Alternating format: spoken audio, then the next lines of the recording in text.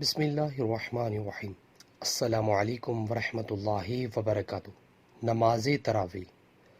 رسول اللہ صلی اللہ علیہ وسلم نے فرمایا، جس نے رمضان کی راتوں میں بیدار رہ کر نماز تراویح پڑھی، ایمان اور ثواب کی نیت کے ساتھ، اس کے اگلے تمام گناہ معاف ہو جائیں گے۔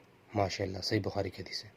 ویورز، اللہ تعالیٰ سے دعا ہے کہ اللہ تعالیٰ ہمیں بھی رمضان کی راتوں میں بیدار رہ کر نماز تراویح پڑھنے کی توفیق عطا فرمائے، ایمان اور ثواب کی نیت سے۔